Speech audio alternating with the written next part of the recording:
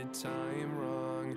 Time wrong, I blow up and then they're all gone, all gone. So sick of saying hold on, hold on. A broken state, shaking the ground beneath, running from everything, seems to be the path I lead. And now I'm beating on the floor, wondering why I feel like a ticking time bomb. Time bomb, always seem to get the time wrong. Time wrong, I blow up and then they're all gone, all gone. So sick of saying hold on, hold on. I took a shot on hoping I never change. I wonder why I'm always broken. Stuck in time just like I'm frozen, frozen. Now I'm slowly thinking, a product of overthinking again. Hold it in and change my breathing. Settle down and stop repeating amends. I feel like a ticking time bomb.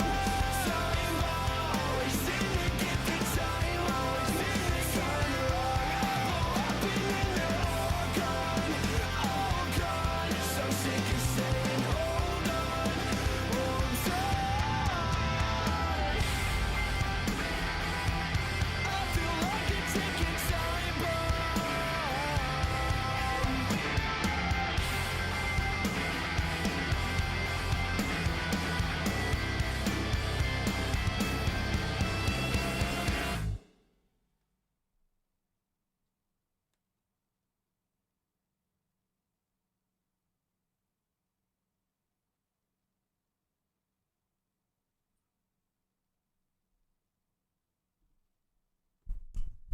Good evening, everybody. Welcome to another installment of Touchline Talk at 2 on a Tuesday with your boy LNobbins. We'll be doing one on Friday as well. As always, you guys know the drill by now. In the wake of the victory at Anfield, we can perhaps talk a little bit more about that. We can maybe touch on Fulham as well. There will be an official tactical preview dropping on the channel later today, but we can still touch on it in brief as well. But as I say, there will be a standalone upload. But I don't really have a set, you know me, I don't really have a set topic that I really want to discuss today, in fairness. So I'm more than happy for us to just have a bit of a vibe sesh together and just see if there's like a particular topic that comes up in our general discussion, or if there's anything that you guys would like us to touch on in particular, then we can absolutely do that. But this is going to be more of a chilled out stream today. Hopefully you guys are up for a bit of a chill sesh after all the high emotions that was the game on Sunday. Leave a like on the video as you're coming in. It's free, help support the channel, and let's just have a lovely time together and see what we are going to discuss. Semi-final. Have I made an error? Wait. Change the title? Oh.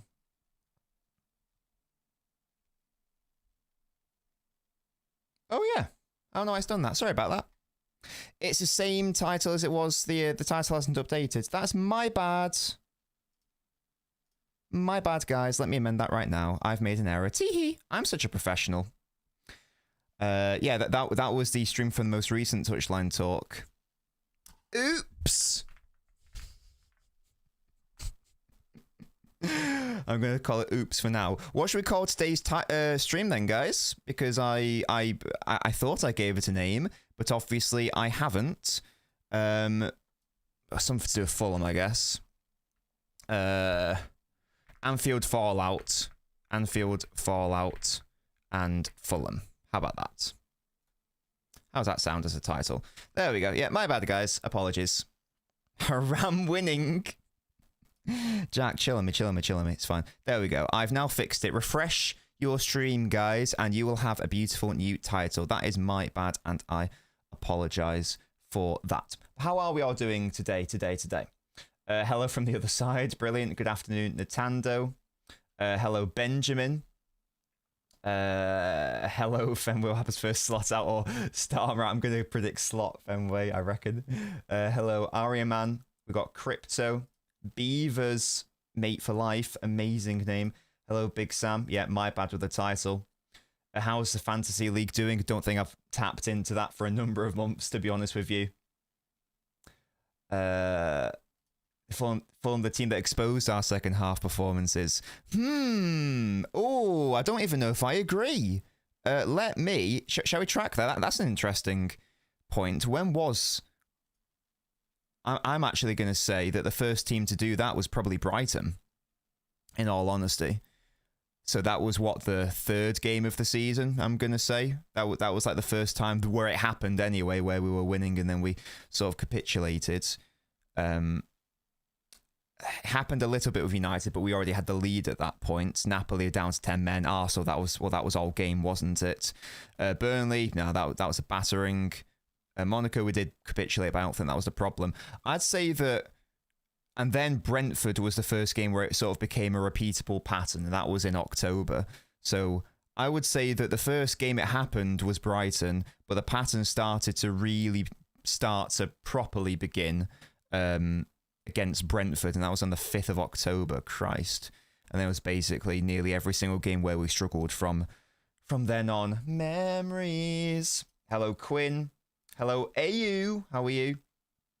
Around winning. Potato FC, brilliant. Big Sam says, I'm a City fan, but I like your opinions of neutrals. Thank you very much for coming on the channel, by the way, because I do want us to have more non-City fans on the channel.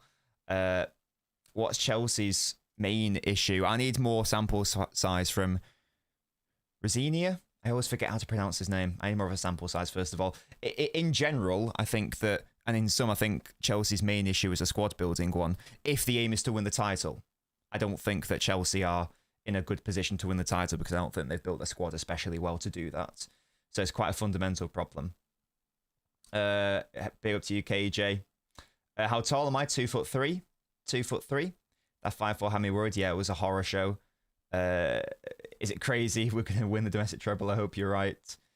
Thoughts on O'Reilly in midfield? I still think he's going to be more of a left back, but I did like his performance in midfield. Absolutely. Pep said began even in the Wolves game. Don't think I agree with that. I think Wolves we were pretty fine and pretty sorted. It was the Brighton one was the first time I noticed it personally. Hello Eden, how are you? One of my beautiful members. Chelsea main issue is the boardroom. Yeah. Hello Pep talks only. Nobbins backings from the Shire. Yeah, exactly. Exactly. Right. Yeah. So what's like a topic that we would like to discuss? I'll let you guys inform the conversation making for today because I am lazy and I have not thought about what we could even talk about today. I'm not gonna lie to you, I've not even thought about it. I realised I had like a bit of a panic this morning because I realised that there's our summer holiday that we've booked overlaps with one of my friends' weddings later in the year. So I had a bit of a panic this morning trying to figure out, like, first of all, like, was it my fault or did I just like misunderstand? It was my friend's fault. He didn't tell me until it was already booked. But then it was my fault for not acknowledging it. And then I had to faff around with amending the booking. But it's fine. I've just pushed it earlier by one day. So it's fine. It's not a problem. So I've been all over the place today. All over the place. Stones is back. Yeah. John Stones is back, isn't he? That's good. Guys, shall we play John Stones injury bingo? How long do we think until he gets injured again, do we reckon? So Pep said, like today, he's back and fit and firing. So that's the 10th of Feb. Yeah. How long do we reckon until he picks up another injury, if indeed he does actually play? I'm gonna say that he actually remains injury-free for all of February. And I'm gonna say that he gets injured in like late March. I'm gonna say he gets injured late March. So I'm looking at the week commencing 16th, around that sort of period. So I'm gonna give him all of Feb at least. I don't think he'll play that many games because Diaz is now back, which is very, very lovely. Gahey's obviously a thing. Kusanov is obviously a thing. So in fairness, he might not play enough football to even get injured. Because right now, Diaz is ahead of him, Gahey's surely ahead of him, and Kusanov, based on how he's been playing and how he's actually available all the time, and the fact that Stones is almost definitely leaving in the summer, I'd assume that Stones is now 4th choice, and that's not even including Ake. So I don't think we're going to see much Stones. So he apparently, Arjun, he can start according to Pep. He's apparently fully fit. But I in my head, I'm not even considering Pep. I'm not even considering Stones as a factor really in our current squad. I'm not even really thinking about him as a potential option. We've got plenty of other players, so yeah, which is a shame because we love Johnny Stones, but it's very unfortunate. Almost 48 hours later, I still have no idea why Slot took the press off after the Szoboszlai goal. Same Fenway, same, no clue. And I follow a few, analytical Liverpool fans on Twitter as well, and they're all doing the same thing. And you'll know this if you've seen my if you've seen my post-match analysis video from the game at Anfield. But let me just, if you haven't seen that video, let me just give you an illustration of this in respect of the passes. Here we go. So this is from Mark Stats. Big up to Mark Stats on Twitter. So look at that left side. So that is City's passing network from open play, basically from the start of the second half through to Szoboszlai's goal.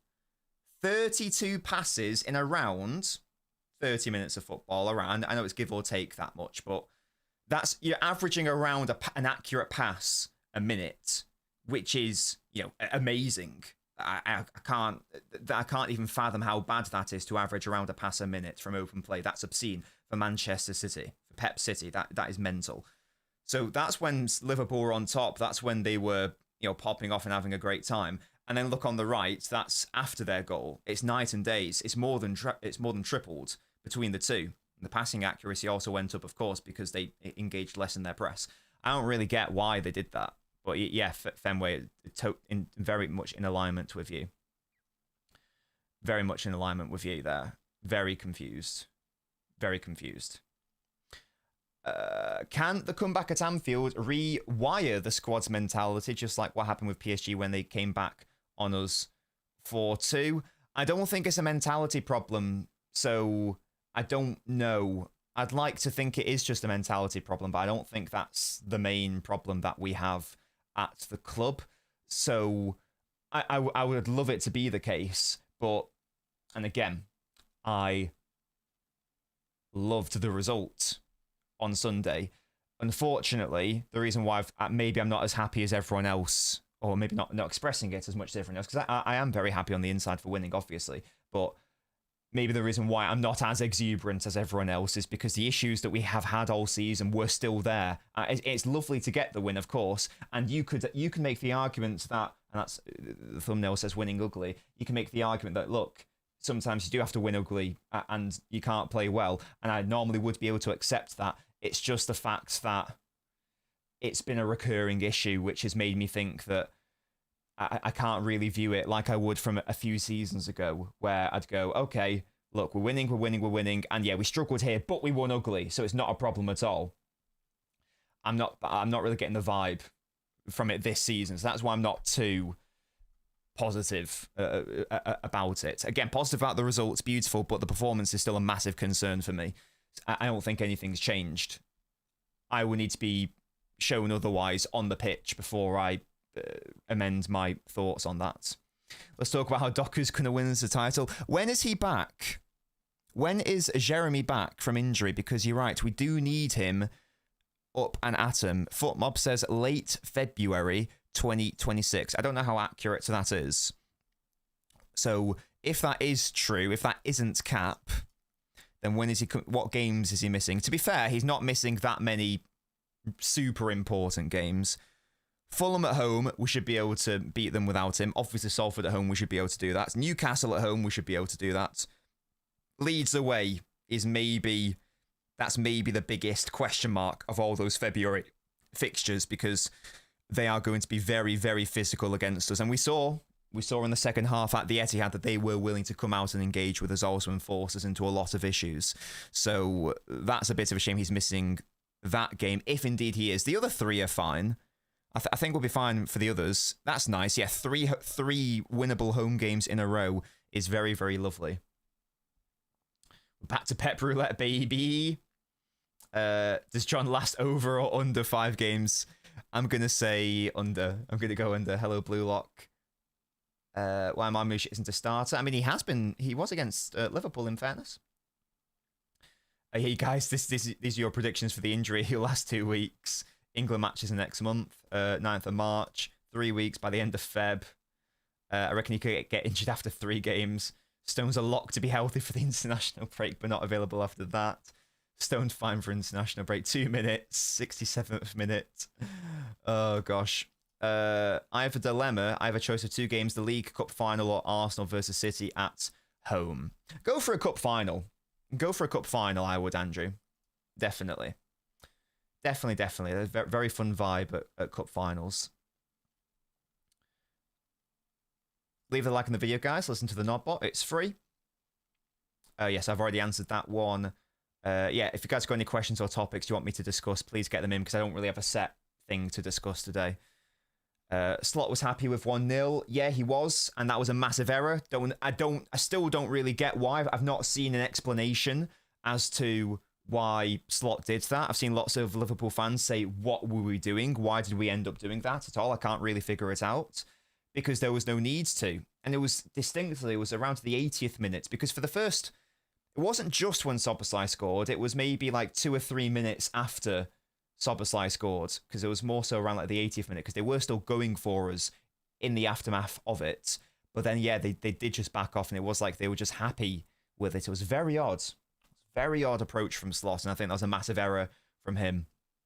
Massive error.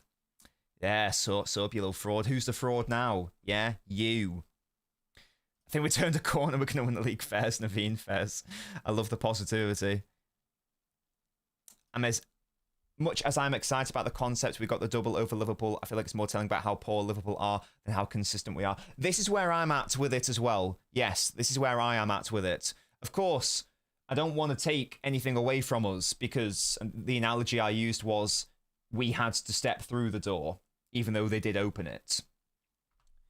But if you did have to, and football is never just, oh, it's all what this team did well, or it's all what this team did badly. But if you had to portion out the blame as to how much of City's win was City being good versus how much of City's win was Liverpool being bad, I'd give a solid proportion to Liverpool being bad in the final 10 to 15 minutes. I think that maybe I'd give it 70-30 or something pretty significant.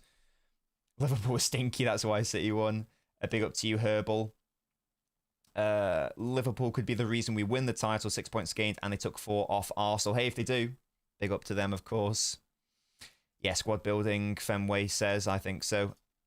Yeah, if you guys saw the post-match analysis video, then you'll know all the crazy events that took place in 1937. Sorry, since the last time that we did the double over Liverpool in the league, and the Hindenburg disaster took place. King George VI was crowned King of England. Amelia Earhart disappeared, and Snow White and the Seven Dwarfs got released by Walt Disney. That's how long ago that shit was. You got starstruck Saturday waiting for an Uber outside Anfield with Alfie Hauler next to you. That's so cool. Did you say hi, Monkfish? Did you say hi? Predict the next 6 to 7 games for both City and Arsenal. Okay, we can do that. Do you mean in the league? I'm assuming we can do that. So who does City have? 1, 2, 3, 4, 5, 6. So it's up until the 21st of March.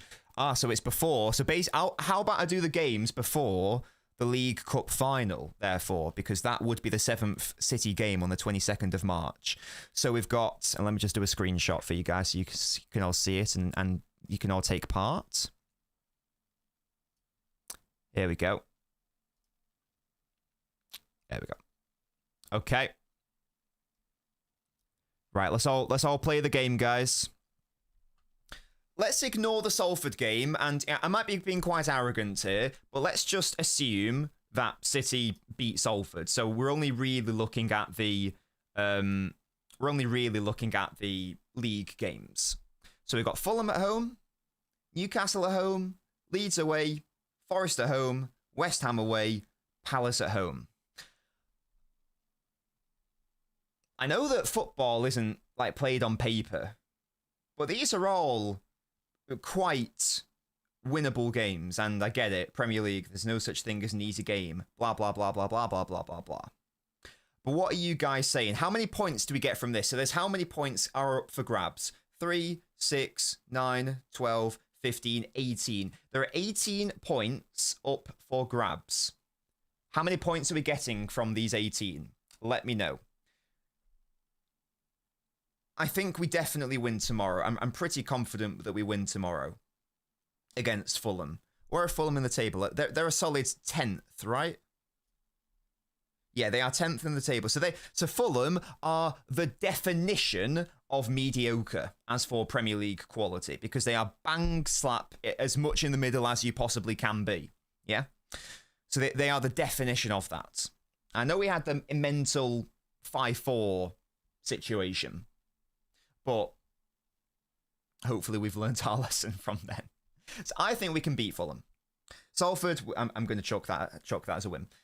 Newcastle at home could be tricky. I don't know who they are going to have available for that game. Because they were without Joelinton and Bruno Guimaraes against us a couple, what was it, last week or whatever. I don't know if they're still going to be unavailable, though. That's a big question to have there. I think we can beat them at home, though. I think we can do that. You know? I think we can do that. Leeds away, I'm going to come back to that one. Forest at home,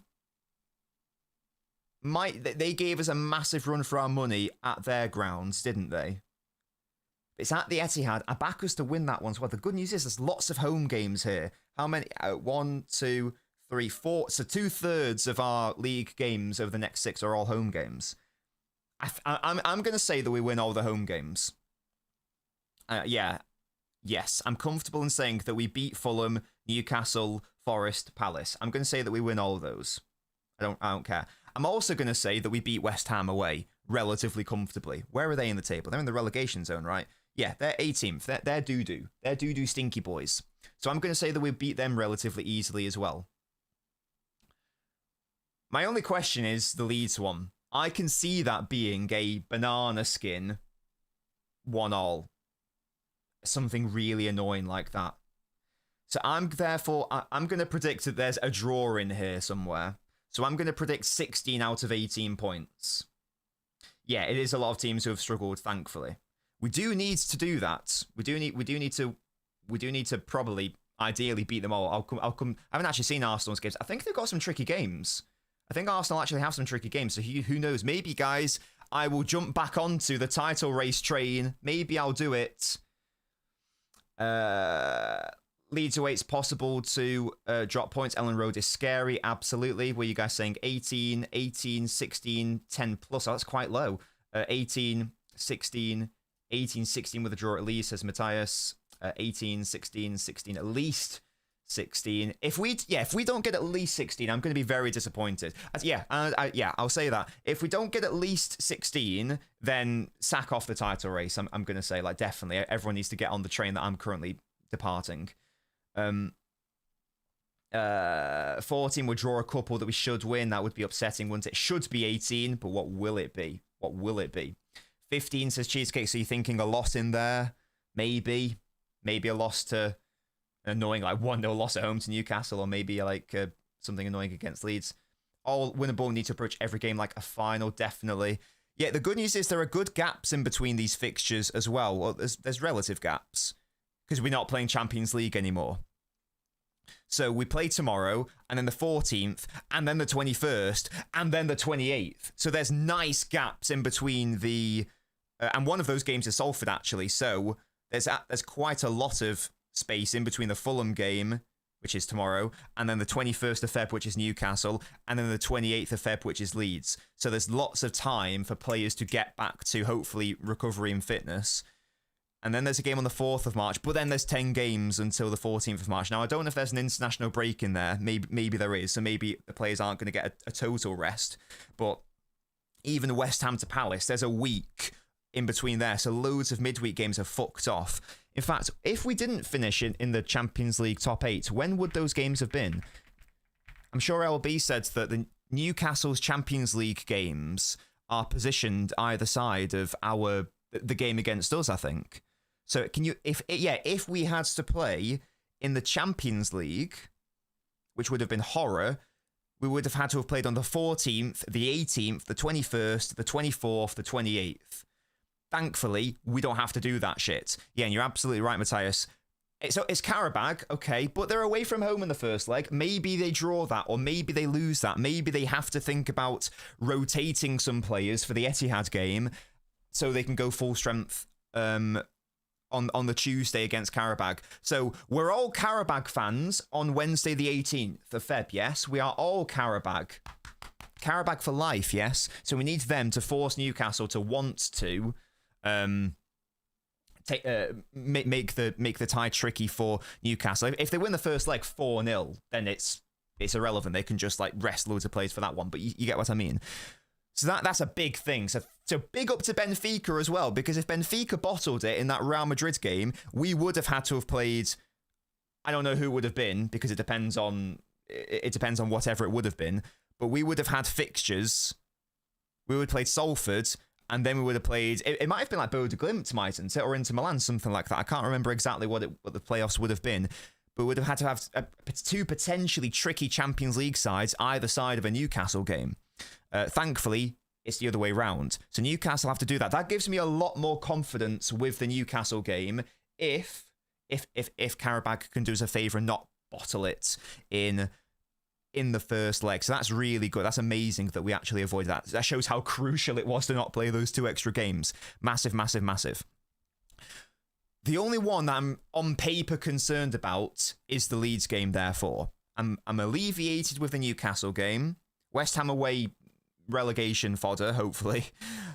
Maybe Palace at home, maybe. But I'm going to say City should get at least 16 points from those. Emphasis on should. By contrast, let's have a look at Arsenal's games. Again, they will have a lot of rest in this time period before they play us. So, they have some on-paper trickier games. There are some night matches involved in there, yes. The game tomorrow, obviously, the Newcastle game is a night game as well. So, this is Arsenal's fixtures by contrast. I've put the dates in just because you guys are asking for that. So, the Wigan game is in the FA Cup, so we can ignore that. They're going to win that. Brentford away!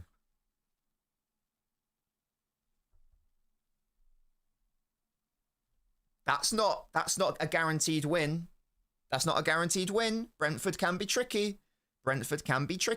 Especially at their ground. That could be a thing. I'm just saying. Brentford are a decent side, you know. They're 7th in the table. Yeah, Thiago's got something for you, exactly. That might be a thing. Okay, Wolves away. That's 3 points. Okay. Wolves did do well at the Emirates. But let's be real. They're beating Wolves. And I would love to big up the trickiness of a North London derby, but like, Arsenal are beating Spurs. I'm pretty confident that Arsenal are beating Spurs. Chelsea might have something for me, you know. That might be a cheeky draw. Might. Emphasis on might. I'm not willing to abandon that one. I'm willing to... Everton at home, Arsenal will win. Brighton away.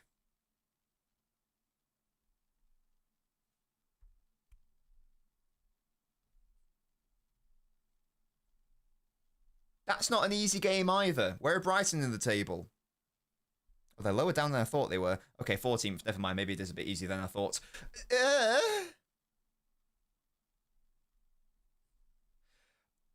How many points are Arsenal getting from these games? Brentford away, Wolves away, Spurs away, Arsenal at home, Brighton away, Everton at home. Theirs is inverted. So how many away games do they have? Do they have 4? 1, 2, 3, 4. Yeah, so they've got 4 games away from home. We have 4 games at home. The gap is 6 points right now.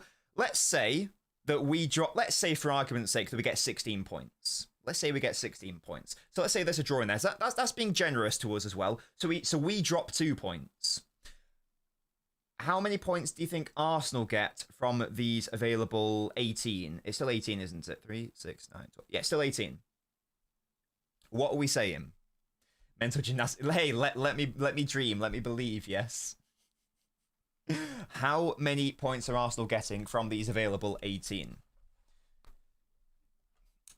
If you predicted a single digit thing, I don't know, man. I'm pretty sure that's not right. I'm pretty sure that's not correct. They're gonna get more than single digits, guys. Oh gosh. 16, 12, 14, 12, 12 between 14 and 16 minus 4. 14. They'll get a similar number to us. I think they will. But I could see from a net POV, I could see City gaining 2 points on Arsenal. I think there's a loss or 2 draws in here, maximum. I think the lowest Arsenal will get from this is 14. I think that's the absolute lowest that I'd be willing to predict. 14 points. So that's 2 draws. Maybe they'll get a loss and they'll win the rest. But I think I can maybe see them drawing 2 out of Brentford away, Spurs away, Chelsea at home. Maybe. That's, in my head, that's best case scenario. That would mean that we would gain 2 points, which is good. Because as Arslan has correctly said there, that means the gap goes to 4, and we're in control of 3 of them.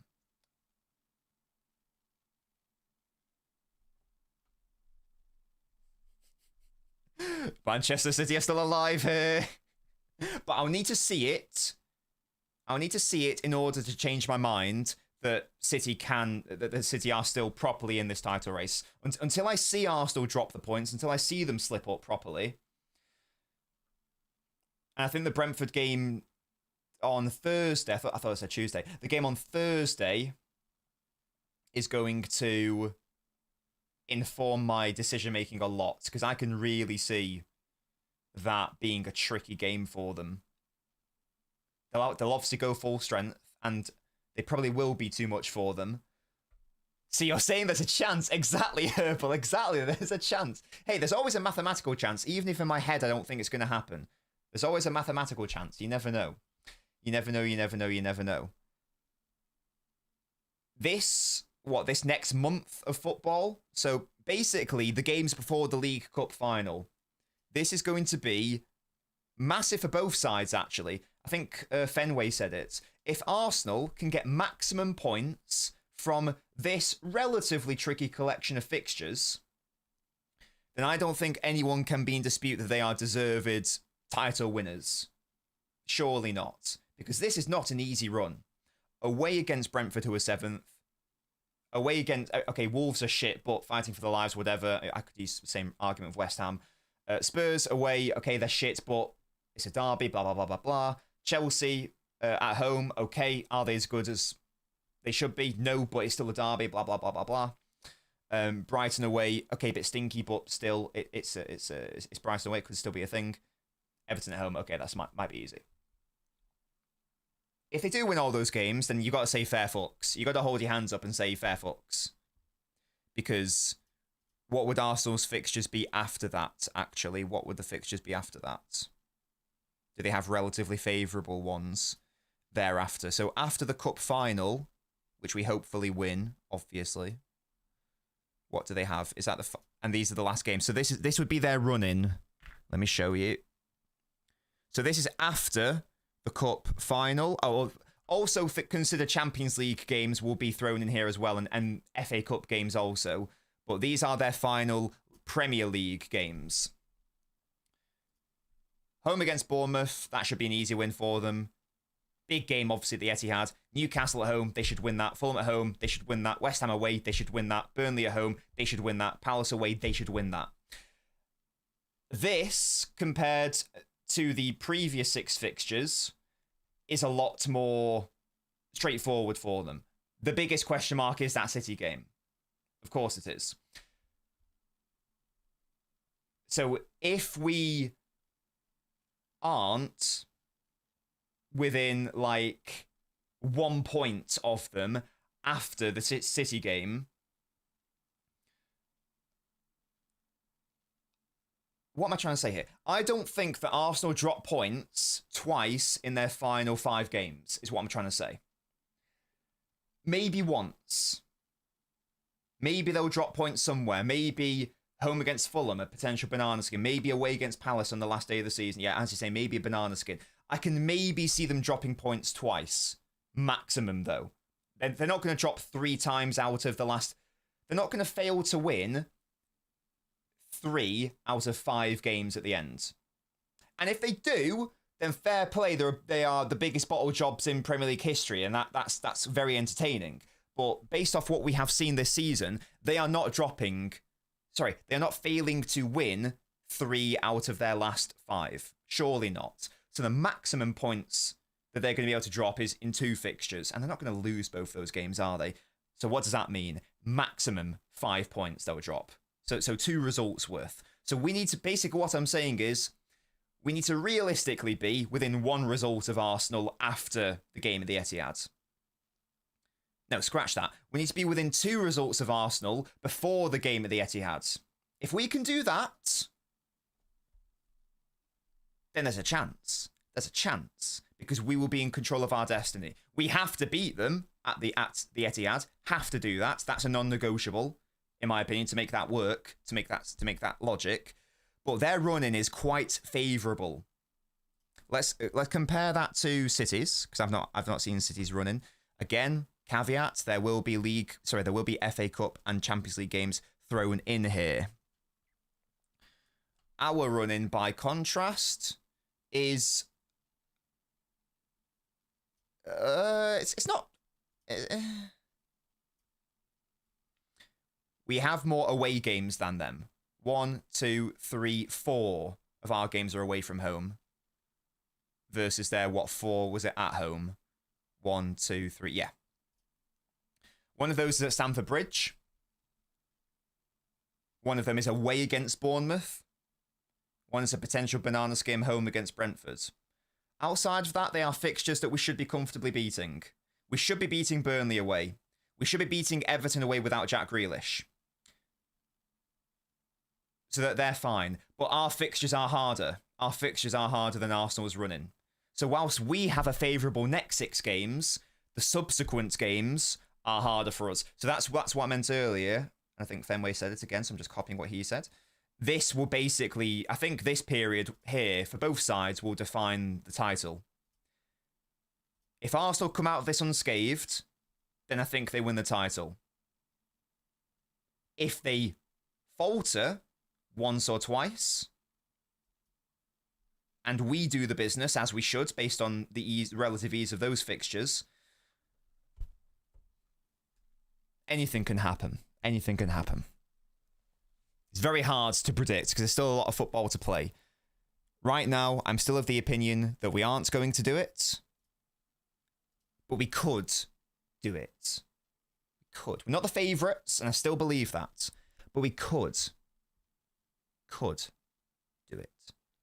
Good. That was a good segue, whoever said compare the fixture. So thank you for that. That bails me out a bit there. Reverse jinx it, brilliant. Jack is here to stay, absolutely. Beware, yeah.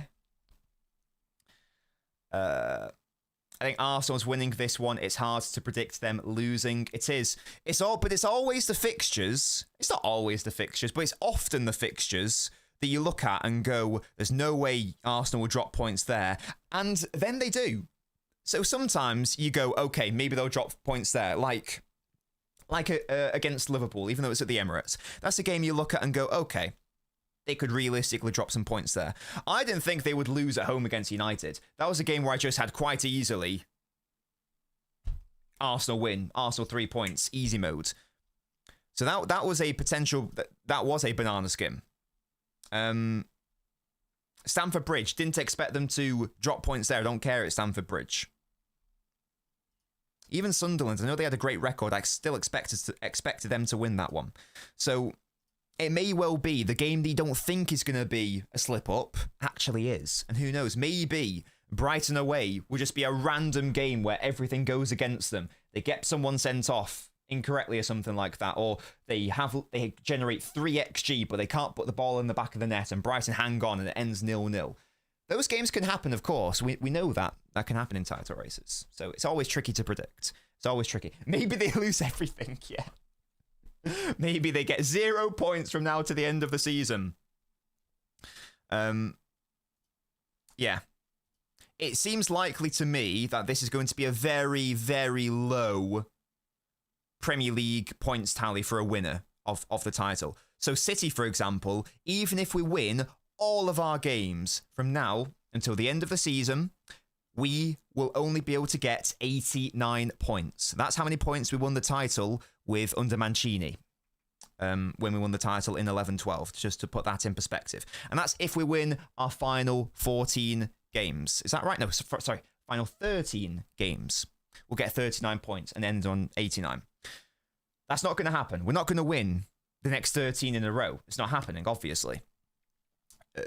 That would be an insane feat for even the amazing City sides of the past, never mind this current one. So that's not happening. So realistically, City are going to end on at the highest mid-80s. You can win the title with mid-80s. Absolutely you can. It's very tricky to win the title with mid-80s, but especially in the modern era, but it could absolutely happen. It could still happen. That's what I'm saying. Mathematically, it could still be a thing. The real question is that guy getting his hair cut? Oh, yeah. Because United have a relatively easy fixture next, right? Do they play tonight? West Ham away. Could happen. True, Brett, true, very true. It's easier to chase than it is to lead. That's a very good point, you know? Who knows, maybe the pressure will get to them. That is the intangible, isn't it? Yeah, they might capitulate, you never know. That's what we're clinging on. Unfortunately, we have to cling on to Arsenal capitulating because we can only impact 3 points. So we're relying on other teams now, which is a shame. Normally, we're the ones leading the charge. Yeah, of course, who knows? Absolutely. Maybe a big injury happens. Maybe Declan Rice misses the final 10 games and they can't come back. You know what I mean?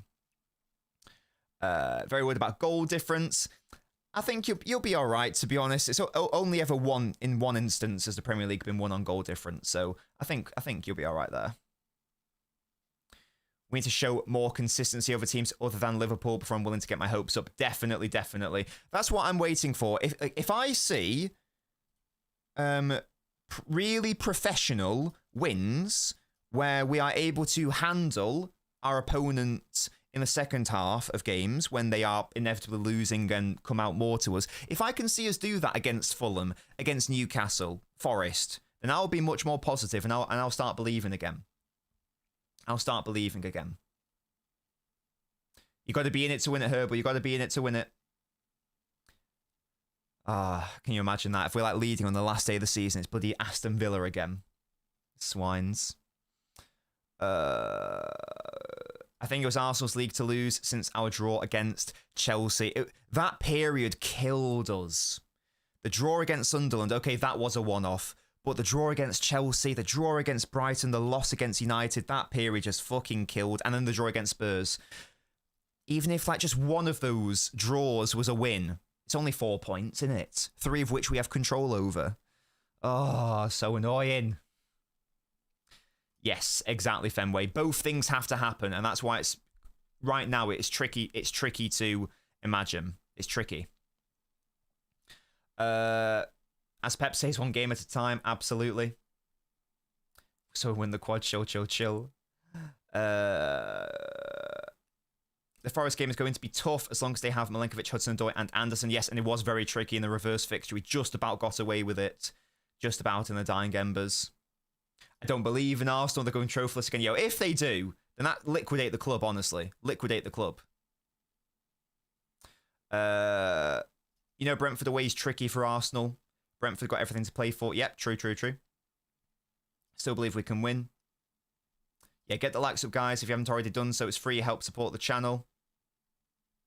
Yeah, I totally agree. Anyway, I don't think Pep leaves this season. I don't think so. I think he'll stay.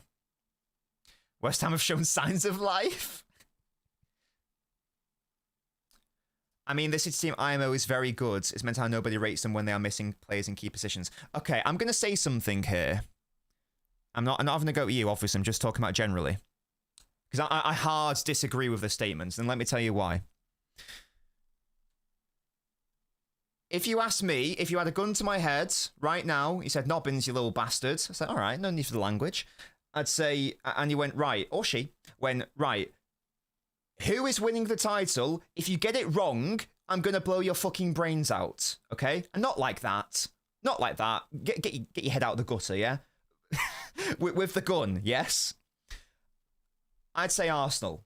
If my life depended on it and I had to make the correct call based on what I think is going to happen, based on what is likely to happen, my answer is Arsenal. Okay? Now, that being said, and someone said it earlier, I can't remember who it was, I've missed it. And let me know what you guys would say, by the way. Gun to your head, who's winning the title? And don't listen to your heart, your life depends on it. And if you get it wrong, you die. Okay? I think Arsenal are the favourites. So, I'm going to say Arsenal if there's a gun to my head. Okay. I think, again, someone said it in the chat, I think that if Arsenal win the title, they are the worst winners of the Premier League in recent history. And that's not me having a go at Arsenal. I just fundamentally believe that the ceiling of the league has come down significantly over the past 5, 6, 7 years. I truly believe that. It's not me trying to have a go at Arsenal, but I do believe that.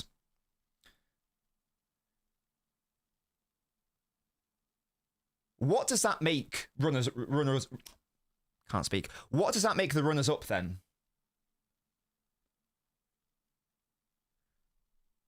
If I'm saying that Arsenal are going to win the title, and I'm saying that, in my opinion, Arsenal are the worst winners of the Premier League in recent history, what the hell does that make us? Who can't even be better than the worst winners in Premier League history, whatever fucking term you want to use, in recent history. What does that make second place? It doesn't make them very good in my opinion. So that's why I hard disagree with the idea that this City side can be very good by definition. Because if I've got to be consistent. So if I'm saying that if Arsenal win, they are the worst, then that's got to make second place even worse than that. By definition, surely. Best of the rest, yeah. If we can't even be best of the shit, then what are we as a team this season anyway? Who knows what happens in the future?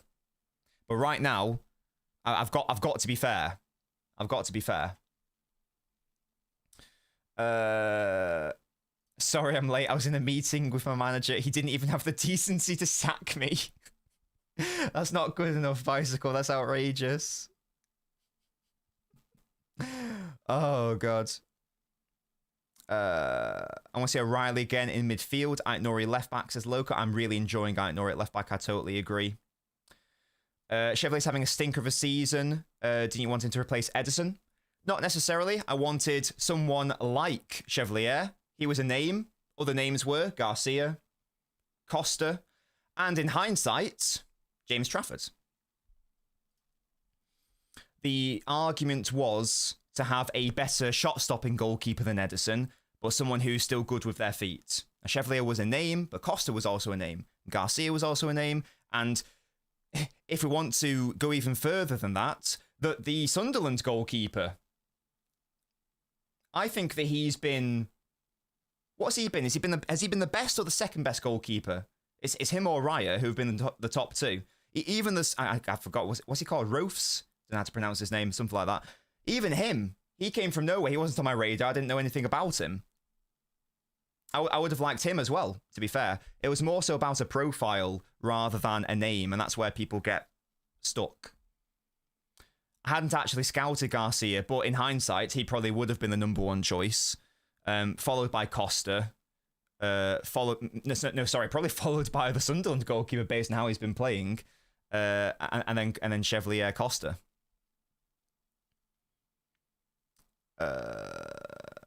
And now that I've seen Trafford's performances, he's also up there as well.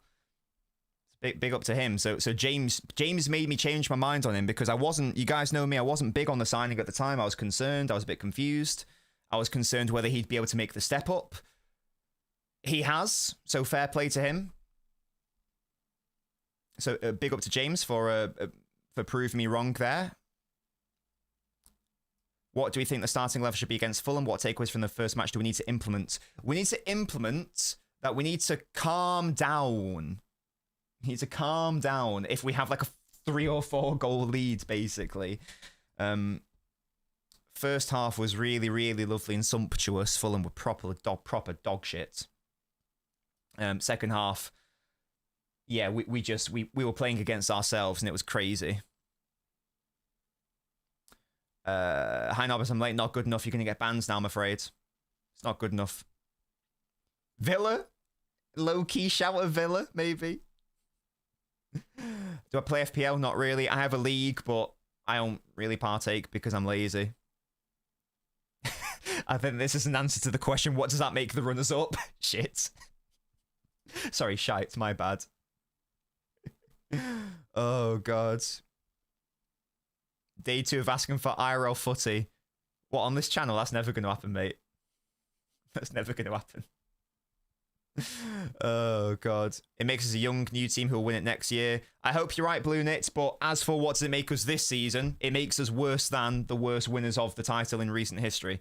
That's that cold, hard truth. Whether we can bring in context of age, and I do accept we can, but it doesn't change the reality of what it is in that one isolated season. Hey, we could win the Champions League, and I believe that this City side is more likely to win the Champions League than the Premier League because you don't have to be the best team in the competition to win it. So I would definitely assert that we're more likely to win the Champions League. I disagree. That win was lovely, not ugly. Fair enough, Larry. Fair enough. Juan Garcia is insanely good, yes, and I think that's the conversation to make as well. Like if we do want to chat about, realistically, it's irrelevant. Unfortunately, it's irrelevant talking about Garcia because we weren't even in for him. It's irrelevant talking about Chevalier because we weren't even in for him. We were potentially in for Costa. We were heavily linked with him.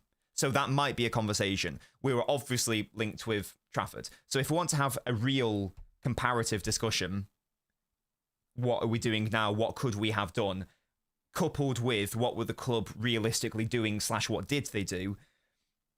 The comparison, I guess, can't be to Chevalier. It can't be to Garcia. It can't be to Rolfs, that guy, who's been excellent.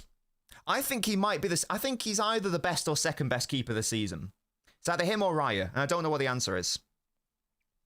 I don't know what the answer is between the two. Who do you guys think? And how do I pronounce his name? Rolfs or Roofs?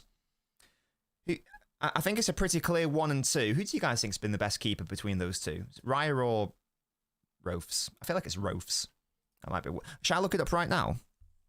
Robin Ruff's pronunciation. Here we go. Robin Roefs. Roofs. Robin Roefs. Roofs. One more time, please. Robin Roefs. Robin Roefs. Roofs. One more time, please.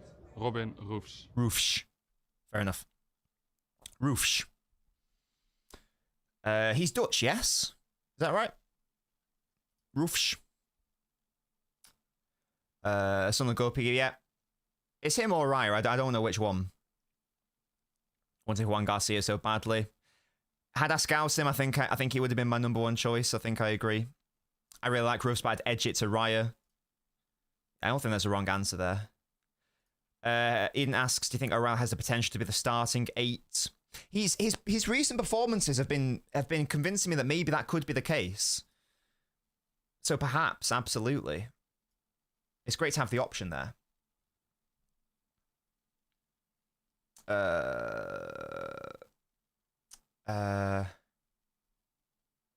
Yeah, and I think this is bad squad planning. You guys know my thoughts on this. I don't need to go over old ground. Hello, son. Restart the stream. My friend John joined. Okay, mate. What's going on, guys? It's your boy. Play football bingo. I don't know what that means. Is your keyboard the Famicom edition by 8-Bit Do? I will show you what it is. Where are you? I mean, your name's Miami Snoopy. Are you from the US? If so, I can give you like a... I was going to give you a European link. But it is the EvoWorks Evo 80 keyboard. I'll put the name link in the chat. It's an Evo 80 wireless mechanical keyboard. It is beautiful. And if you want the UK layout, then let me know. Oh, you've already got it. Excellent work. Yeah. Cool. I've got it with the Noctua keycaps. And if you're in the Discord server, then you will know that I've also got a Noctua... I've got a Noctua cable to go with it. And it's very, very beautiful. Can I show the keyboard? Absolutely, I can. Doo-doo. Look at this with the Noctua keycaps as well. Oh, it's sumptuous and gorgeous.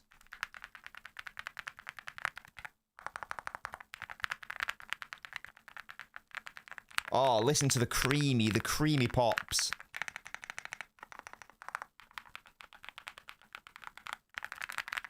Oh, so beautiful. And I've got it with the Noctua cable as well, so it looks extra beautiful. I've just ordered a Noctua mat as well.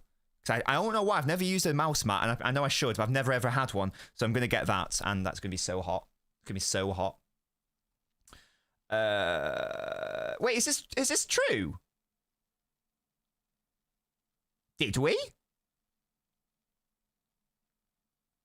I didn't realize we went for him. Oh, okay. Fair enough. Well, at least we tried. Shot prevention versus shot stopping would be my retorts to that. Yeah, you guys saying roofs.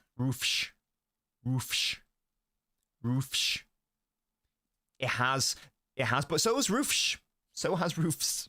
I can't say his name. Roofs, I don't rate Raya, that's fairs. If not for Don, would have lost more points. I don't agree. I'm going to say it right now. I don't think I've actually vocalized it. I think that if we had Trafford in net from day one, I think City actually get more points, in all honesty. And that's my honest opinion. Sunderland goalkeeper. Raya carried by Saliba and Gabriel. I don't think that's fair. Roofs doesn't have the best defense in front of him. That's reasonable. I still think that Raya needs to be applauded, though. I don't think he's a mid-keeper. He's been either the best or second best this season, definitely. I keep saying James and thinking people are on about David James. Will there be a preview for the League Cup final? Yeah, probably. Big up to you. Yeah, the keyboard's lovely. What the hell, Musty? Respect it. Respect it, yes? Sorry, Sarthak, what was your question? Oh, sorry, it was too early. I missed it, Sarthak. Can you pop it again, please? Love that from you, Arjun. Thank you, mate. It's not light blue, it's not. Is this an ad? No, it's hashtag not sponsored. Hashtag not sponsored. Not really, no. I've just used my desk. I know I probably should, but, you know. There were links, I didn't know that. She does love the keyboard, yeah, because she hated the sound of my old keyboard. And she loves this one because it's creamy pops. Raya without Gabriel's no more than Trafford. I don't think that's fair. We couldn't get Porto to budge off Costa's release close. We pivoted to Garcia, who was much cheaper. Interesting. and then we got Trafford, and then we... Weird. How do I get traction? It's quite easy. I don't know. It's a very smooth desk. It's a very smooth wooden desk. Shisham, I believe, is the wood. I think it's a Shisham desk. It's very smooth. It always has been. It's not been a problem. So I've never had a problem with like moving my mouse around. It's fine. Done the last few games has improved. In some areas, yes. But across the whole season, I still believe that if we had a goalkeeper who was very, very... I don't believe that the shot-stopping gap between Trafford and Donnarumma is actually that vast. I think that if you do the whole package of traditional goalkeeping, I actually think that it's borderline negligible. If we also throw in like commanding your box and whatnot and sweeping. Well, I guess that's more of a modern trait in fairness. But when you throw in the more modern stuff, such as sweeping and ball playing, I actually think that the net difference is actually in favour of Trafford. So that's my take on it. Yeah. And I didn't think that at the start of the season. I thought that the gulf between Donnarumma and Trafford's traditional goalkeeping was staggering, but Trafford's performances haven't illustrated that. Because of like this, because he made some amazing saves, world-class saves as well. Save against Brighton, save against Exeter, save against Newcastle. The saves against Wolves, I know it was offside, but still. Other saves against Newcastle. It's and then the ball playing against like Wolves and whatnot. Of course, there was a Spurs error, but it's one error. So Trafford's proven me wrong in that sense. So I do think that if we play Trafford, we would have more points. And I think that I'm not going to say we'd win the league, but I think we'd definitely have more points. Because I don't think the shot-stopping gulf is that different between them based on evidence this season. And we would concede less shots as well. So yeah. Having a City player named Trafford is funny, yeah. Yeah, respect to my desk. Respect to my Shisham desk. Can Don be used differently in phase 1 rather than just bunting it up to Haaland and Semenyo? I mean, yeah. You can commit loads of bodies back. I suppose. It just depends on what the opponent does.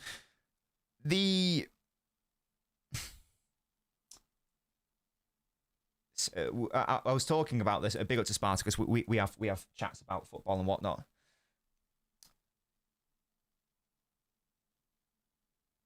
The whole idea of bringing in Semenyo / using Semenyo and Haaland as these outlets is still reliant on a goalkeeper who is able to accurately find them in the first instance, accurately, rather than just making it like a 50-50 duel, and also being able to play long passes, not balls, beyond them, so they can make runs in behind and be a threat like that. So, ironically, by accommodating Donnarumma and creating a structure where we become reliant on our phase 1 to be more so about long balls, what we've actually done, whether inadvertently or not, is create a perfect structure for an amazing ball-playing goalkeeper like Ederson, which is quite funny, really. Because that second half doesn't... If you want to just go to like long passes, as we did in the second half, and that wasn't the incorrect approach, if you have a goalkeeper who can accurately find Semenyo and Haaland and Marmoush, and can play the passes beyond them, so now all of a sudden Marmoush doesn't have to do an aerial battle against Canate. Instead, he can now run off him. What you've created is a perfect system for Ederson. So it's just very funny that in trying to accommodate a goalkeeper who isn't very good on ball, we've ended up creating a system which would have been purpose-built for a goalkeeper who is very good on the ball. I just thought that was quite funny. Yeah. That was just some food for thoughts. That was just funny. A room tour. There is a room tour on the channel. It is a member-only video.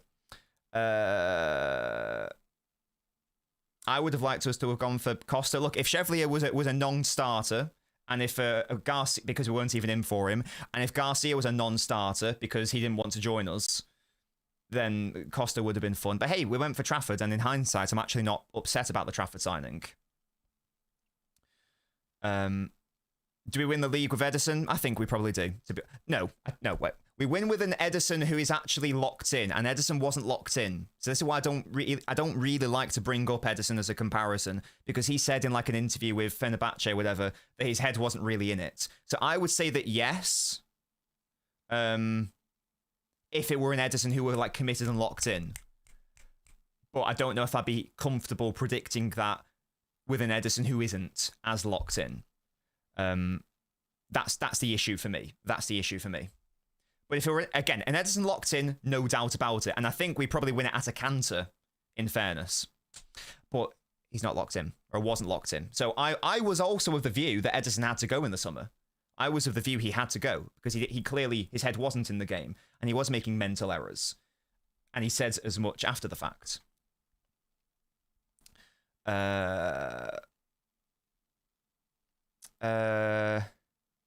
I didn't want Trafford. Yeah, exactly. I didn't. But now, in hindsight, I'm actually very happy with the concept of Trafford as a player. So I got that wrong. Yeah. Oh, he will play the final. Yeah, definitely. Yeah, that is funny. He won't stay. And that's I think that if you're asking me to make a prediction, I'm not willing to conclude either way now. But if you ask me to make a prediction, I think that this will be an error. I think that it will be an error. Trafford leaving. What's this based on, though? May I ask? What's this based on? I'm just going to defend Trafford for a second. Trafford's made one error, and I'm not going to reveal something, but there was a lot of context to that error as well.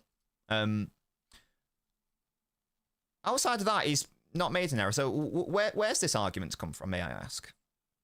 I'm going to challenge that. I'm going to challenge that and defend Trafford.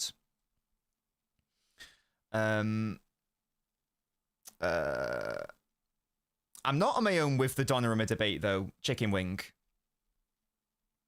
Respectfully, that's wrong.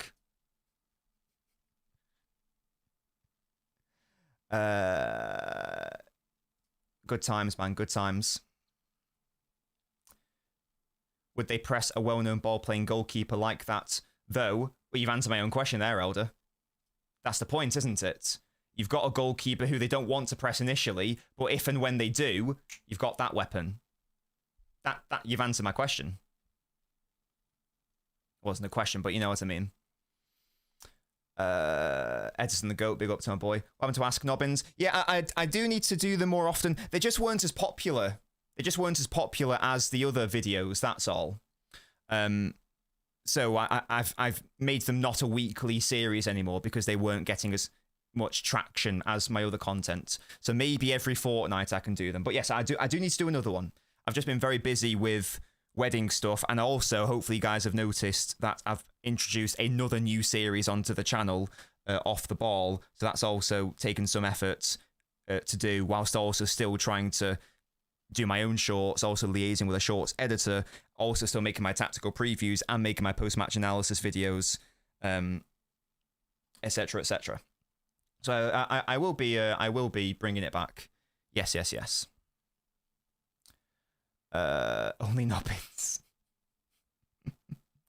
Oh dear.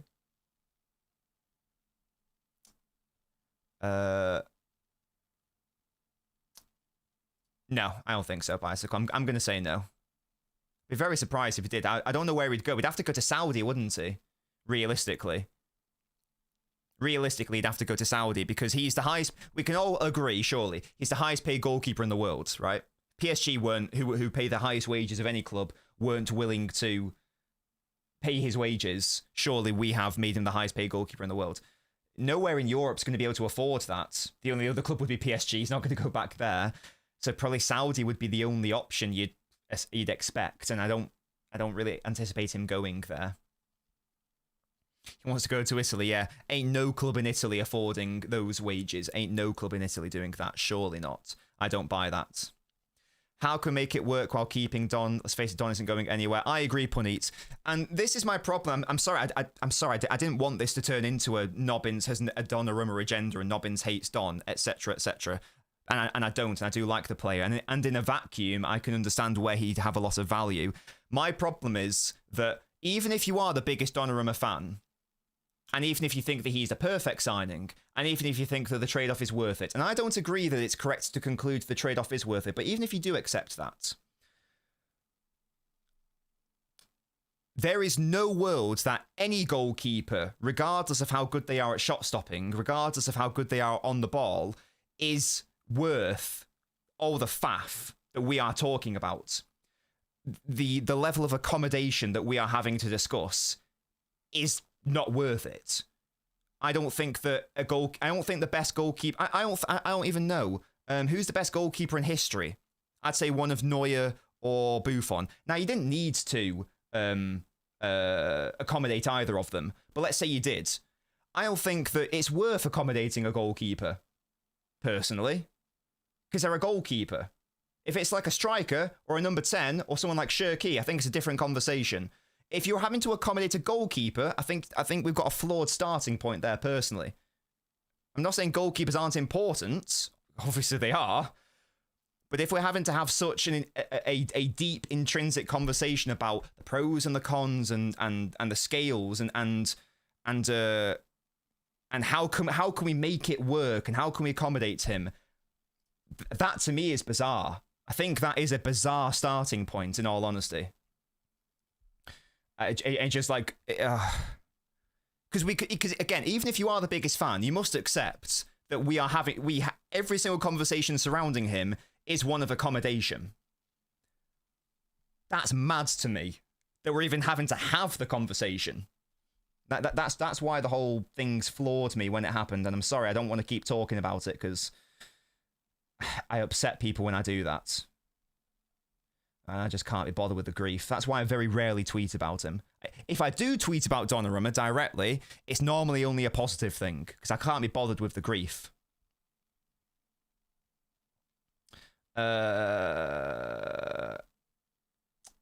Marmoush or Semenyo versus Fulham. I'll go Omar. Oh, he's been impactful. He's been impactful. Ain't no one denying that. I'd argue he's been the most impactful player. Yeah, only Nobbins is crazy. Nobberino, brilliant. Need a pre-wedding analysis. Chill, mate. Yeah, he's not going to Italy. No shot. Surely not. Off the dance floor wedding analysis. Shut up. I think Foden will start. Yes, I think so. I think it was the right call to not start him against Liverpool. I thought he played fine. I thought he played good against Newcastle, and I think this will be another good game for him to start. Really? Is that crapology though, Spartacus, or do we have insider information? God damn it, Teos, stop it. Trafford the coat for real. Caballero, yeah, you know what, reasonable. Absolutely reasonable take. Yashin discussion, but who knows? I'm not going to look. I know that I was born in the 19th century, but I didn't watch him. You know, it was a lot harder to get access to Soviet footage back then. You know what I mean? Very tricky. Let's be honest, guys. Yashin's a hat merchant. He's a hat merchant. If you play well enough, you don't need to save shots. So to a degree, you still need someone who can do some shot stopping. But this is the counter, isn't it? This is always the counter. When someone says Ederson wouldn't save that, that's missing the point that's missing the whole point of the discussion, unfortunately. That usually tells me that the person I'm speaking to hasn't thought about what is actually the point. The point isn't comparing it to Ederson, because I can just as easily go, okay, well, that shot doesn't happen if Ederson's there. If we want to play the world of hypotheticals, then I can do that, can't I? It's not correct to compare it to Ederson full stop, because we knew we had to move Ederson on. But yeah. Excuse me. You need to save shots if you play kamikaze football. Why does City play kamikaze football though? I'm assuming that's a synonym for basketball, football. Why have we had to play more of that though? Would be my retorts to that. It all comes down to the discourse surrounding, as Bluelock says, shot stopping and shot prevention. That's the question. Is it better to concede more shots or not? Obviously, you don't want to concede the shot at all. When you do, you of course want someone able to stop it, but generally speaking, you want to, in an ideal world, you would concede 0 shots and 0 shots on target. Would your view on Don be different if we never signed Trafford? No. Sachin, respectfully, are you trying to contend that City's shot prevention has stayed the same this season compared to when Ederson joined in 2017? Is that your contention? Is that genuinely your contention? Because if so, I will just have to stop the conversation, I'm afraid, because I can't even, my brain can't fathom that. I don't know. Baby Nobbins incoming, hello.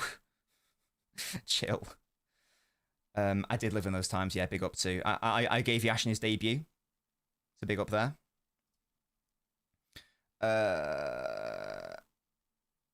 Okay, gotcha. Fair Spartacus.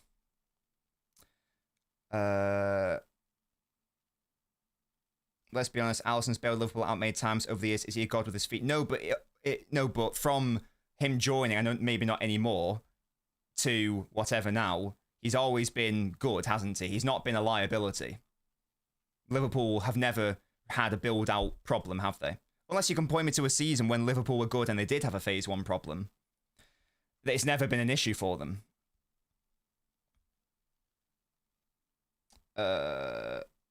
1900 holy unk. Sorry, Sachin, that's just not true. We've always had a high line. That's also not relevant.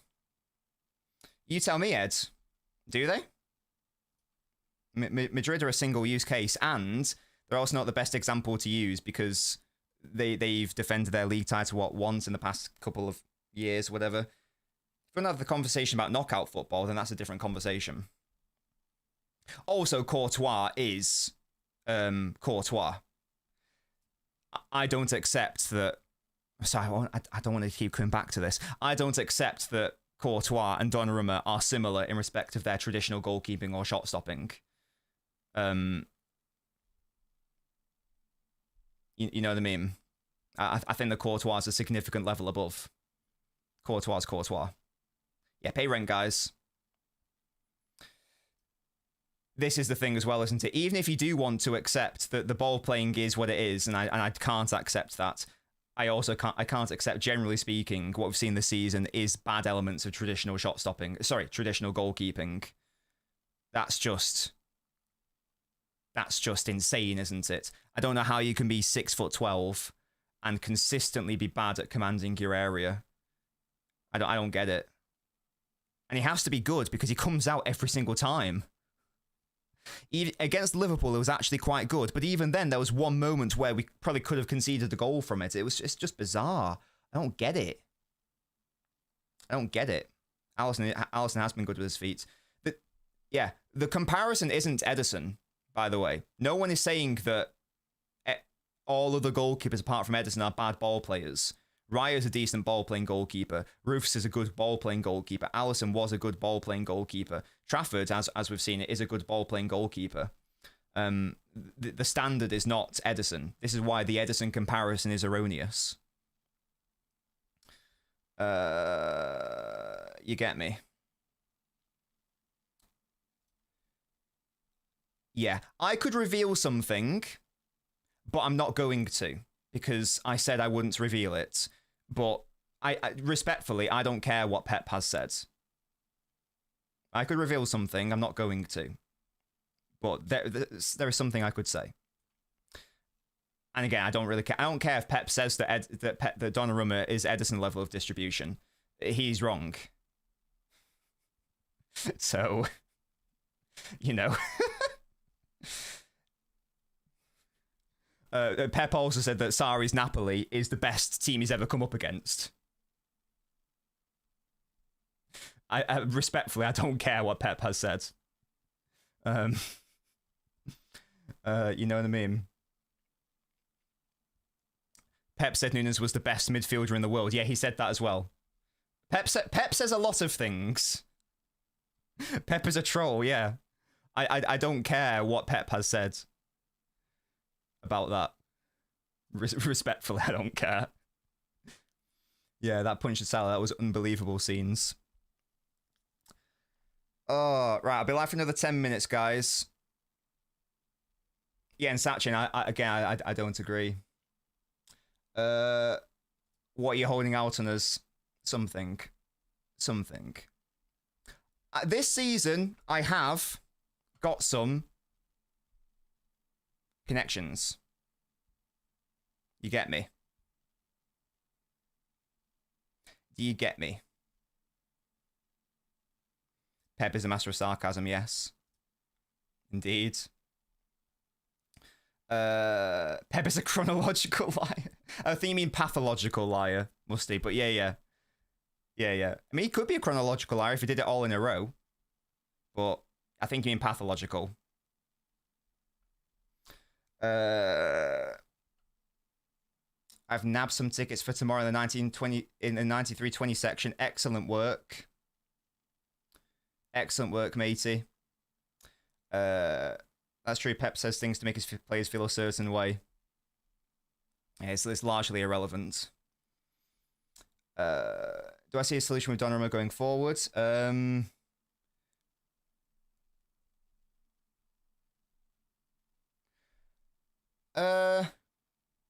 don't know. I don't think that we will. I'm going to make I'm totally willing to be proven wrong here. You can quote me on this. This is a prediction, and predictions can be terrible. I just don't think that City will ever come close to the heights that they once hit. I'm not saying they will ever hit those heights, obviously, but I don't think they'll even come close to those heights with the current style of play. It is what I'm going to say. That would be my prediction there.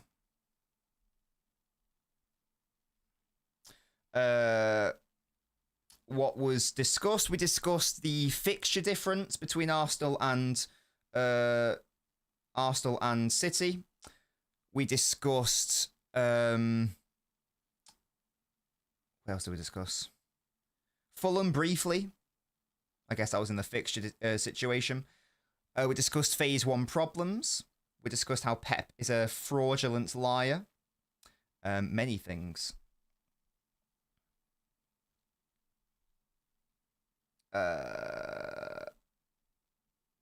Pep is also a chronology. Yeah, exactly. I guess technically everyone is a chronological liar because you do lie in order of the statements. Quintuple ain't on. I feel like Viana wants to galactize. That's a great verb, Man City. Thank you so much, Blue Cactus, for the super chat. Gigi's confidence is superior to his ability. Yeah, he does like to come out a lot, doesn't he? And sometimes he does need to stay at home, and that is frustrating, regardless of the distribution debate. Again, surely the biggest fan has to accept that you've got to do much better there, haven't you? Got to do better. I thought he gaslit me at the start of his City career. I was like, oh my God, this has been an issue across his whole career. He's fixed it. Amazing. And then he didn't. We had the Fulham error, we had the Real Madrid error, we've had a Leeds error, we've had a Liverpool error. These are all errors which have either led to goals or led to situations where there could have been a goal. And that needs, regardless of what side of the debate you need to land on, we can all surely agree that is not good enough for apparently the best goalkeeper in the world. That has to get better. Has to get better.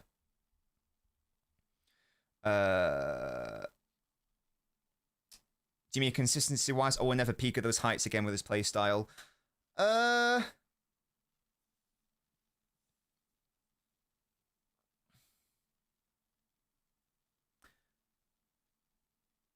don't know. I don't know. I think the only way that we will win it, basically, is if our opposition is shit. is what I'm going to say. I think that if our opponents shit the bed, like if Arsenal like go get worse next season, and like Liverpool and Chelsea don't kick on, then maybe I can see it. But generally, I don't know if I see it. I've not seen enough evidence of it. I'm an evidence-based person, and I need to see something in order to believe it. Unless I'm watching the Polar Express, and then it's a different conversation. Because sometimes seeing is believing, and sometimes the realist things we see are the things we can't see, is what Tom Hanks said in the Polar Express, played as the conductor. So, but generally speaking, I'm evidence-based. Yeah, guys, get the likes up. Get the likes up, guys. It's free. Help support the channel. Got over 200 people locked in. So please leave a like. Please leave a like. I've never told a lie. That's cap. What's the chance of us scamming the Champions League? 50-50. It either happens or it doesn't. Is it the right time to judge Viana? No, because I think that even with all my problems about the squad, and I keep flip-flopping on this in fairness, even with all my problems with the squad building, and I do have a lot of problems, maybe, possibly, it does just need a couple pieces and the rest of the pieces all make sense. But right now, I'm looking at it and the pieces to me don't make sense. But maybe that's just because I'm not looking at the bigger picture, and I haven't been, I've got a jigsaw and I finished it, but maybe, like my sibling has just hidden some pieces from me, and they're gonna like give it to me in like next season. Do you get me? Do you get me?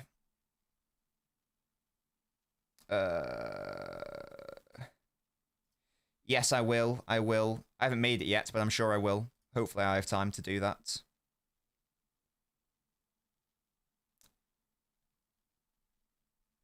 Oh,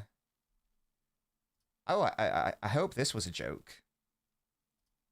I can't tell. It's very hard to tell who's joking behind text. I hope that was a joke, though. How would you rate Viana's job out of 10?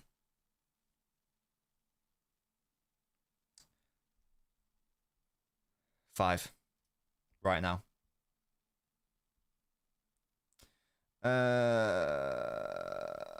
Having Bear right back next season will sort out build issues somehow. It will definitely help. It will definitely help.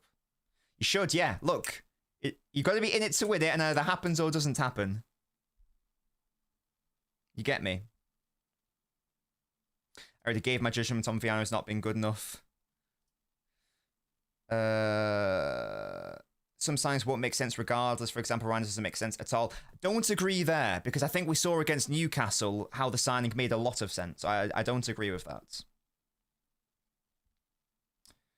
I think Champions League is more possible than Premier League, yes. It's very, very tricky to build a starting 11 that includes Don, Holland, and Shirky. I think this is a really good comment. Yes. Yes, I agree. I think it's just something that Spartacus and I were discussing. You sort of have to accommodate Haaland to get the best out of him. That's true. You also have to accommodate Shirky to get the best out of him. That is also true. Now, you can accommodate both of those players and still make a functioning side that works a lot. Can you do that whilst also accommodating a goalkeeper?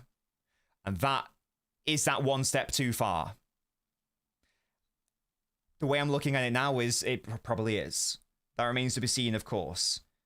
That's how we're playing right now anyway. And we know what Pep can do. He might pull something out of his arse and he plays a totally different way. Like, I had no idea that he was going to play 2 strikers this season. That was something I could have never predicted. Something I could have never predicted. So he may well do something next season that I could have never predicted. And it all makes sense now. Again, it's very hard to predict the future. All I can do is, what are we doing now? What is happening now? What are my eyes seeing now? And right now, I totally agree. There are a lot of players who do need to be accommodated. Some players don't need to be accommodated. Some players, you just need to play them in like their correct position. And that's fine.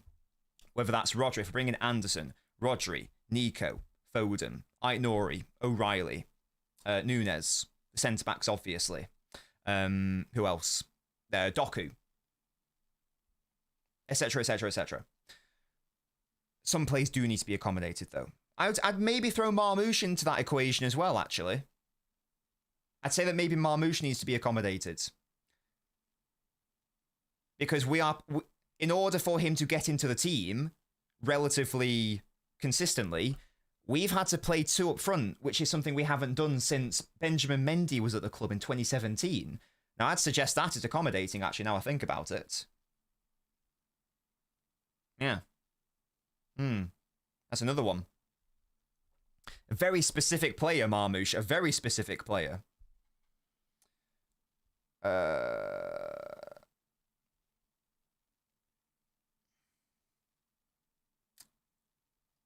Why do you think we keep collapsing in the second half?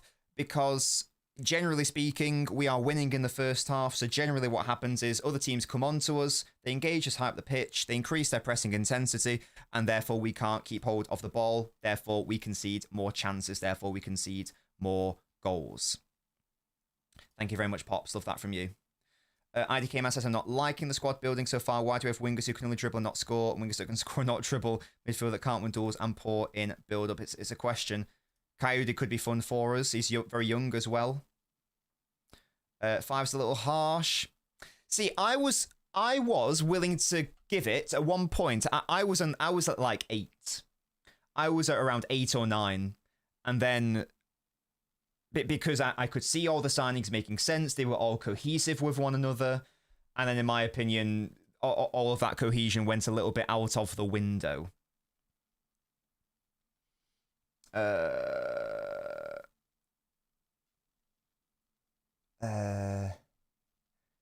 I will be doing one, Callum. The answer is don't score. Yeah, exactly. The answer is make them think they have a chance, and then in the 85th minute, just fucking pop off and play a 0-0-11. Yeah? That's the play to do. I don't agree on Savio. You just play him at right wing. That's not accommodating. Isn't playing a player in their correct position. I don't think you need to accommodate Savio.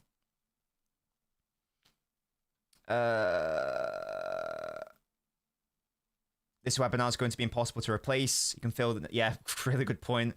Yeah, oh my, I didn't think about that. If Bernardo leaves, we can't properly replace him. We might get worse. Oh, I didn't think about that. Oh. Ooh. Question mark. Question mark, question mark. Next, it will be live for just another couple minutes, guys. We've been live for 90 minutes. That's around how long I like to be live for these. Next summer is a crucial summer. If Pep doesn't commit for a longer term period, would you part ways with him in benefit for more stable and projectable next 3? Nah, I can't. I can't ever not have faith in Pep. I can't. Trick is to lose in the first half and then win at the last second. Exactly. If we score an own goal in the first second of the game, guys, we'd be doing the quads. We'd be doing the Quinn. We'd be doing the Sep. We'd be doing the Ock. Yeah? We'd be doing the Non. We'd somehow win 9 trophies in a year. That's how it would work. At least you want us to stop. Nah, your issues are all over the place, to be honest, matey, yeah. I still don't get why you stopped pressing after the 80th minute. Do you know why, mate? Do you know why? Can you imagine, yo, if we sign him, I'm going to go... After everything I've said, I won't be able to hold up my head. I'll have to go support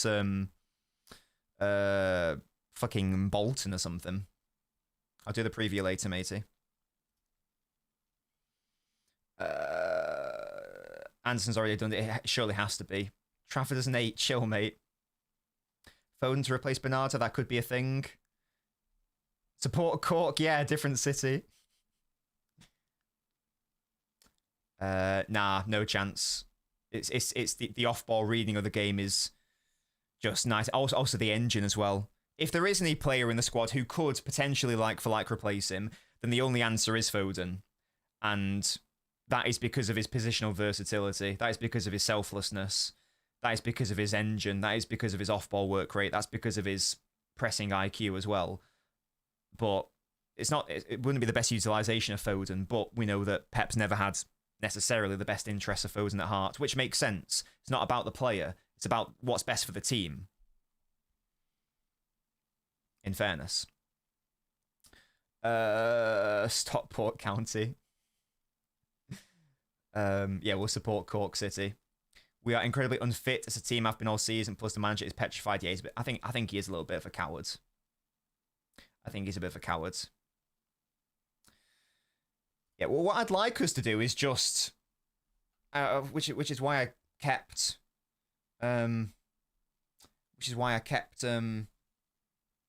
bigging up some of the transfer activity. Was in theory, you sign players for a club's way of playing rather than for a specific manager. That's an ideal world, because otherwise you are chopping and changing between like one setup and another, and you end up in a situation like Man United are in. I know they're winning right now, but what have they been over the past decade or so? They've been stinky, haven't they? So I'd like us to just keep signing players for a particular philosophy and style of play. So hopefully the manager shouldn't matter, and they should be able to just come in and do the same vibe. Nah, Victor, I never read the chat. I swear the answer to everything is always Foden. He's a very good player, to be fair. Makes sense. Do you think going along is part of the game plan? Sometimes it can be. But this is what we were talking about at the early point in the stream, though. Just because something's a game plan doesn't mean it's a good thing to do. We don't have the goalkeeper to consistently execute that game plan. Ironically, if you want a goalkeeper to execute a long ball game plan, you use Edison for that. You use a goalkeeper who's very good on the ball. You don't use a goalkeeper who's, because if we want to get into the nitty gritty, I always get sucked in. They keep reeling me back in to a conversation I don't want to have. If you want to really dissect what are the problems with Donnarumma's distribution, the biggest flaw in it is the long passing. It's partly placement and it's partly power. The placement isn't especially good, like the accuracy isn't especially good, but the power is also weak. He's not that strong a kicker. So it means that you can never run in behind. It means that you will probably never see a situation where Marmoush runs in behind a player like we saw, for example, against Newcastle last season. That's an extreme example to give. But yeah. Yeah, so it may well be part of the game plan. But if it was part of the game plan in the second half against Liverpool, then there was a shit game plan, in all honesty. It was a wank fucking dog shit cunt shit fucking game plan, because we were dog shit for 30 minutes and we nearly lost the game in that 30 minutes of time because we just seceded control. So if it was the game plan, it was a shit game plan and it didn't work. It was the reason why we nearly lost the game. The only reason why we won the game was because Slot shat the bed. So big up to Slot for that. But if that was the game plan, then I'm concerned. I am concerned as to the decision-making and strategies that's going on. Because we won the game, and that's nice.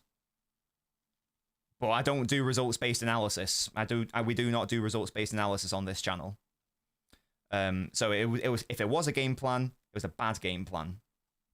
It didn't work. Because that's how we nearly lost the game. Right, we're going to wrap up now because we are 1 hour 40 in, and you guys, I don't want to talk about Donnarumma, and you guys keep asking me questions about him. I don't want to talk about him. Stop asking me questions about Donnarumma.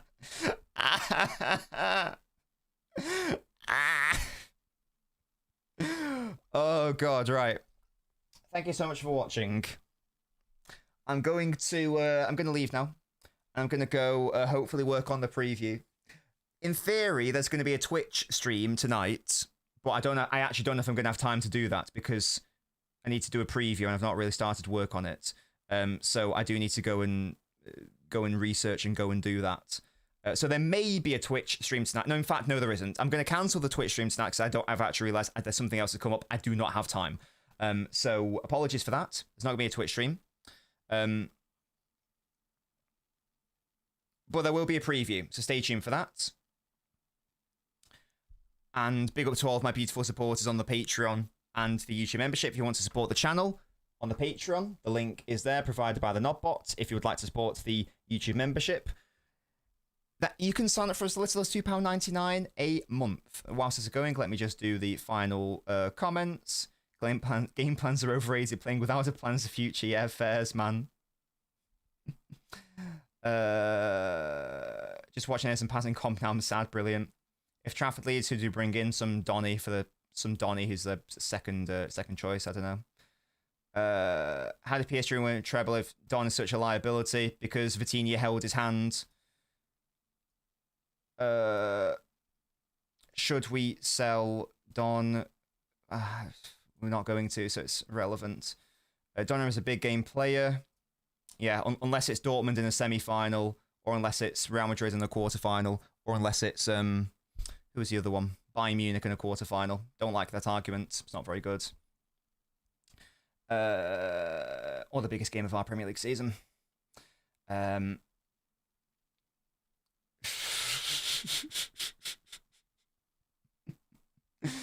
Oh, guys. Wait, before we go, can we just get a little more Bernardo fucking Silva praise? Yes, we can. Big up to him. In fact, you should go watch my YouTube video, How Bernardo Conquered Anfield. Liverpool 1, Man City 2. I've just realised I've not done post-match analysis in the title of that. Post-match analysis. My keyboard's not fucking plugged in, chat. God damn it. This is what I get for showing it off to you guys. It should say post-match analysis, but it doesn't for some reason. Post-match analysis. There we go, bop. Yeah, so go watch that video. It's a very good video. Would recommend, if I do say so myself. If I do say so myself. I just forgot. I don't say post-match, I just say analysis. There we go. Yeah, we all love Bernardo. Big up to him. He was a massive reason as to why we were good in that first half. And he was obviously instrumental in the goals. So there we go.